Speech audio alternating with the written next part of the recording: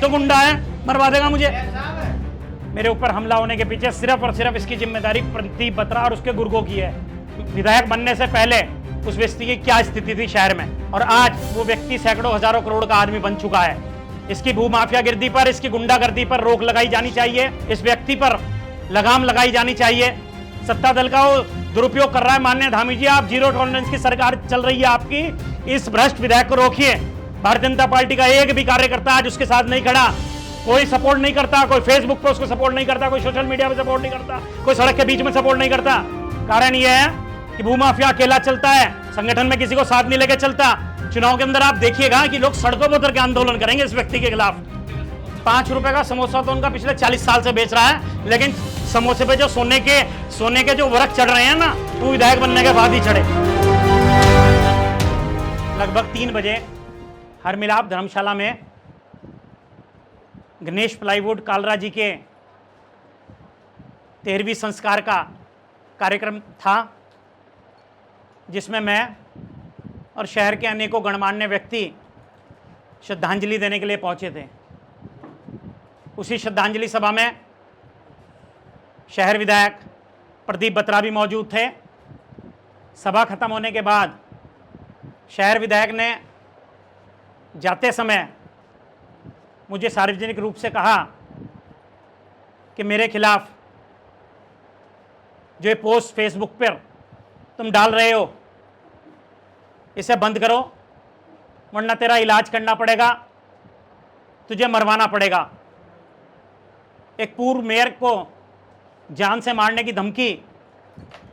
सब लोग शहर में जानते हैं कि फिलहाल भूमाफिया का काम सिर्फ लोगों की संपत्तियां कब्जाना, बहुत सारे लोगों को प्रताड़ित करना, झगड़े की संपत्तियां खरीदना, सरकारी योजनाओं का लाभ उठाना। और सरकार के समझिए कि इस समय इतना संरक्षण में वो आदमी फल फूल रहा है। मैं माननीय मोदी जी से भी अपील करूंगा कि जिस प्रकार देश के बड़े माफियाओं पे ईडी की रेड पड़ रही है, इनकम टैक्स की रेड पड़ रही है, ऐसा माफिया जिसमें यहां से लेकर के और दिल्ली, बंबई और देहरादून तक जिसकी संपत्तियां फैली हुई हैं, और सब लोग जानते हैं विधायक बनने से पहले उस व्यक्ति की क्या स्थिति थी शहर में, और आज वो व्यक्ति सैकड़ों हजारों करोड़ का आदमी बन चुका है। इसकी भूमाफियागिर्दी पर, इसकी गुंडागर्दी पर रोक लगाई जानी चाहिए। इस व्यक्ति पर लगाम लगाई जानी चाहिए। ये बिरादरी के नाम पर सिर्फ लोगों को ठग करके, और अभी आप समझिए कि जिस व्यक्ति ने अपनी बहन, सगी बहन तक पे मुकदमा कर दिया हो, पंजाबी समाज के लगुना होटल वाले हों या 23 दुकानदार रामनगर के हों, 40 संपत्तियां नगर निगम की बेच ली हों, सब लोगों ने, मैंने अपनी फेसबुक पे पोस्ट करा कि दुकानदार रामनगर वालों ने बताया कि हमें 75 हजार रुपए की रसीद दी और हमारे पे 5-5, 7-7 लाख रुपए लिए गए। रफ्ते की एक पोस्ट मैंने फेसबुक पे कर दी तो मुझे जान से मारने की धमकी दे दी। एक पूर्व मेयर को जान से मारने की धमकी देने का मतलब यह है कि आम व्यक्ति के साथ जिन जिन लोगों के उन्होंने प्रताड़ित करके, जिनके साथ बेईमाना कर रखा, धोखाधड़ी कर रखी, उनको तो किस प्रकार से वो व्यक्ति दबा के रखता होगा सत्ताधारी विधायक बता करके। सत्ता दल का वो दुरुपयोग कर रहा है। माननीय धामी जी, आप जीरो टॉलरेंस की सरकार चल रही है आपकी। इस भ्रष्ट विधायक को रोकिए, अन्यथा प्रदेश के अंदर भारतीय जनता पार्टी की दुर्गति कराने में कोई कसर नहीं छोड़ेगा। इस पूरे रुड़की जिले के अंदर संगठनात्मक रुड़की जिला है आपका, इस जिले के अंदर अकेला विधायक है आपका, और इस पूरी पार्टी को गर्त में उतारने का काम कर रहा है। भारतीय जनता पार्टी का एक भी कार्यकर्ता आज उसके साथ नहीं खड़ा, कोई सपोर्ट नहीं करता, कोई फेसबुक पे उसको सपोर्ट नहीं करता, कोई सोशल मीडिया पे सपोर्ट नहीं करता, कोई सड़क के बीच में सपोर्ट नहीं करता। कारण यह है कि भूमाफिया अकेला चलता है, संगठन में किसी को साथ नहीं लेके चलता, लूट अकेली करनी है, भ्रष्टाचार अकेला करना है। ऐसे व्यक्ति पर रोक लगानी बहुत जरूरी है। आप देखिए कितने ही तो कितने मुद्दे हैं, सैकड़ों मुद्दे हैं भ्रष्टाचार के, सैकड़ों। चाहे बीटीगंज में सड़क खाने का मुद्दा हो, सड़क बनी, 15 दिन बाद सड़क चोरी हो गई पूरी की पूरी। इतने मुद्दे हैं कि अगर मैं बताऊं तो शायद 200 मुद्दे भी कम पड़ जाएं। उस भ्रष्ट व्यक्ति ने शहर के अंदर कोई ऐसा काम नहीं छोड़ा, चाहे 93 लाख रुपए का रफ्ते का विषय हो, चाहे पीर बाबा कॉलोनी पे एक पुल बनाया था पीछे, उस पुल को बीच में जाकर रुकवा दिया गया। पहले संपत्ति खरीदते हैं, फिर बस अड्डा शिफ्ट करने की बात करते हैं, पहले संपत्ति खरीदते हैं, वहां पे सड़कें बनाते हैं। आप देखिए नगर निगम में मेयर रहते गौरव गोयल ने अपने मेयर काल के अंदर 75% पे सारे काम कराए। 100 करोड़ रुपए के अगर विकास निधि के मैंने काम कराए तो सरकार का 75 करोड़ रुपए खर्च होने दिया, 25 करोड़ रुपए सरकार की बचत करा के दी। और वहीं विधायक ने 3 योजना विधायक की होगी और 1 योजना उसकी नगर पालिका की, उसके अंदर देखिए आप क्या करा, एक टेंडर भी बिलो रेट पे नहीं गया।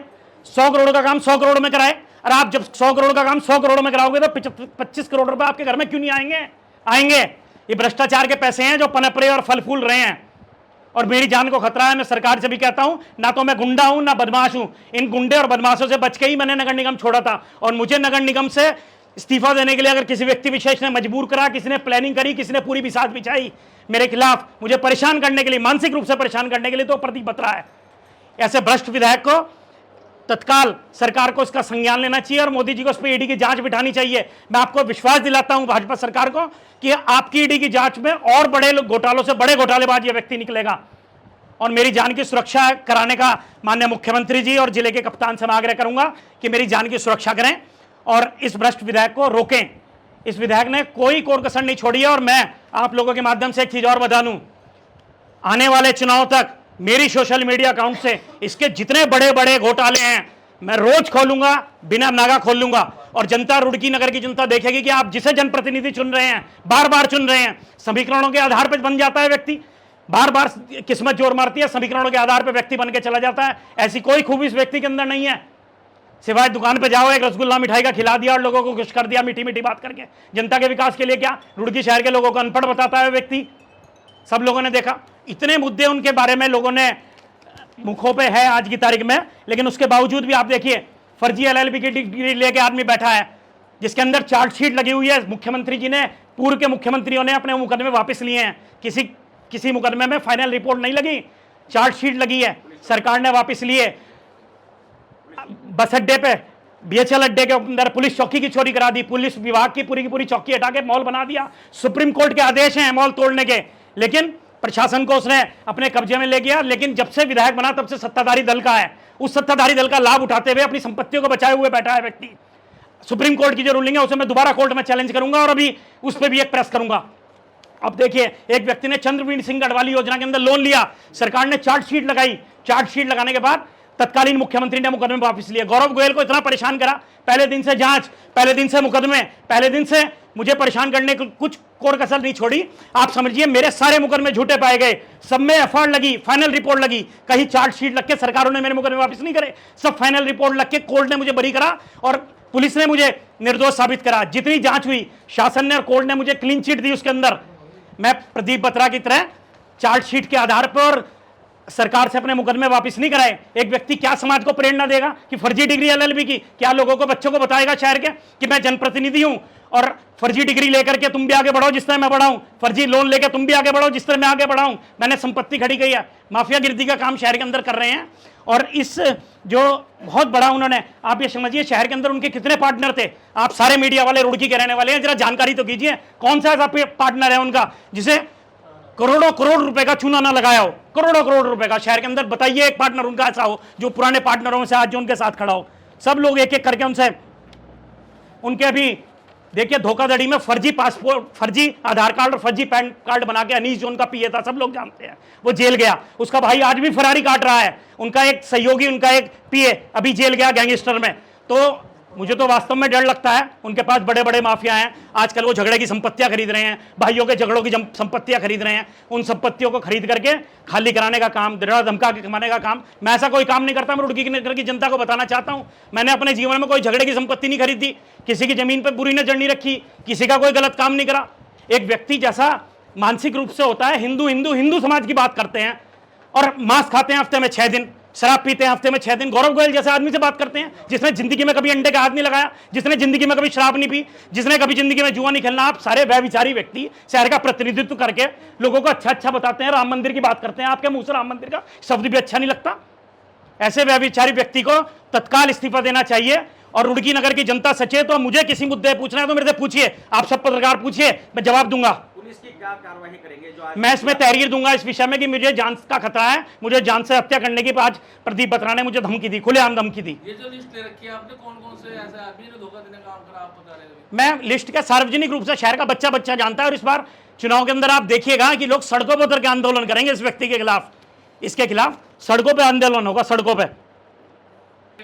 ₹5 का समोसा तो उनका पिछले 40 साल से बेच रहा है, लेकिन समोसे पे जो सोने के जो वर्क चढ़ रहे हैं ना, वो विधायक बनने के बाद ही चढ़े। समोसे तो उनके 40-50 साल से बेच रहे हैं, उनके पिताजी बेचते हुए आ रहे हैं, वही बेचते हुए आ रहे हैं समोसे, लेकिन समोसों पे चांदी और सोने के जो वर्क हैं वो वर्क पिछले 10 साल से चढ़े हैं। अच्छा, कोई ये बता रहा दिल्ली रोड पे 67-97 लाख का नाला बना, उसमें कोई ऐसी चीज नहीं है। आप सुनिए, रुड़की के लोग, सहारा ग्रुप देश का मशहूर ग्रुप, सब लोग देश के जानते हैं कि हजारों करोड़ की संपत्ति लोगों के पैसे मारने के बाद सारा ग्रुप लैप्स हो गया, सरकार ने उसकी संपत्ति कब्जा ली, खत्म कर दी गवर्नमेंट ऑफ इंडिया ने। सहारा ग्रुप की हर शहर के अंदर कुछ संपत्तियां थी, आधी संपत्ति सहारा ग्रुप के नाम थी, जो पूरे भारत के अंदर भारत सरकार ने एक्वायर कर ली, और बहुत सारी संपत्ति ऐसी थी जो उनके कर्मचारियों के नाम थी। कान्हापुर में, शेरपुर में, नदी के किनारे शिव मंदिर के पीछे जो शनिदेव मंदिर है शेरपुर में, उसके पीछे इनके पास 100 बीघे जमीन इन्होंने उन कर्मचारियों से खरीद ली, औने पौने दाम में खरीद ली वो संपत्तियां। और औने पौने दाम में खरीदने का मतलब जिसके बेनामी की कीमत बहुत कम बैठती थी, उनके चेक भी आज तक लोग ठाके घूम रहे हैं। आप कहेंगे तो मैं चेक भी अवेलेबल करा दूंगा आप लोगों का। औने पौने दाम में सारा ग्रुप के लोगों बेचारे, वो रुड़की नहीं आ सकते थे, वो बड़े मुंह माफिया को सस्ती में जमीन बेच करके चले गए। उन पर भी एक बड़ी जांच आप लोगों के जल्दी आएगी, मैंने माननीय प्रधानमंत्री जी को अवगत करा दिया है। मेरी जान जाए या बचे, इस बात की कोई परवाह नहीं है। मुझे राजनीतिक दल के अंदर रहने की कोई इच्छा नहीं है, मुझे चुनाव लड़ने की कोई इच्छा नहीं है, लेकिन अब यह संघर्ष जीवन भर जारी रहेगा, लोगों की सेवा जीवन भर जारी रहेगी। मैं शासन, प्रशासन और सरकार को यह अवगत कराना चाहता हूं कि निकट भविष्य में मेरी जान को बहुत खतरा है, और मेरी जान को कोई भी मेरे ऊपर हमला होने के पीछे सिर्फ और सिर्फ इसकी जिम्मेदारी प्रदीप बत्रा और उसके गुर्गों की है। वो सीधा सीधा मेरी हत्या कराने का, मेरे साथ झगड़ा कराने का, मेरे साथ उपद्रव कराने का पूरा प्रयास करेगा, और मैं भयभीत हूँ उसके झगड़े से, क्योंकि मेरी पृष्ठभूमि एक साफ सुथरे और शरीफ व्यक्ति की है। ऐसा क्या कारण है विधायक ने आपको धमकी दे डाली, आपको नाम कमांड? अब गुंडागर्दी पे क्या भरोसे है? अब ये रुड़की के अतीक अहमद बनने जा रहे हैं, रुड़की के अतीक अहमद।